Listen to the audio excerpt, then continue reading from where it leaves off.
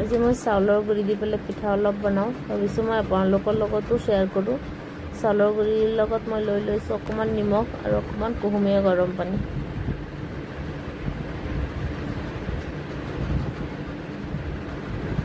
মই চাউলৰ গুড়িখিনিত অকণমান কুহুমীয়া গৰম পানী দি দিলোঁ দি পেলাই খুব পাতলকৈ পেষ্টটো বনাব লাগিব কাৰণ খুব পাতল হ'লে পিঠাটো পাতল হয়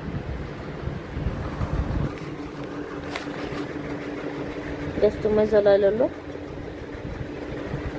কেৰাহীটো বহাই দিছোঁ কেৰাহীটোত মই পেষ্টটো যে বনাইছোঁ চাউলৰ গুড়ি দি পেলাই এইখিনি মই ইয়াতে দি দিম এতিয়া খুব পাতলকৈ বনাইছোঁ সেইকাৰণে এনেকৈ লৰাই দিছোঁ অকণমান গোটেই কেৰাহীটোত লাগি যোৱাকৈ অকণমান ঢাকন দি পেলাই ঢাকি দিম এয়া হৈ গ'ল একদম কেৰাহীটো নালাগে খুব ধুনীয়াকৈ হৈ যায় পিঠাটো আপোনালোকে সন্ধিয়া চাহৰ সময়ত এনেকৈ বনাই খাব পাৰে লগতে মই চাহো অকণমান বনাই লৈছোঁ চাহৰ লগত আজি পিঠা খাম মই তে আপোনালোকে এনেকৈ বনাই খাই চাব ভাল লাগিলে প্লিজ এবাৰ ছাবস্ক্ৰাইব কৰি দিব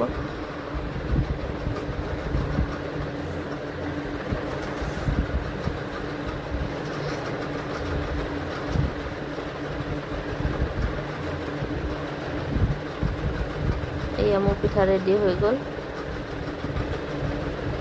আজিলৈ আহোঁ বাই বাই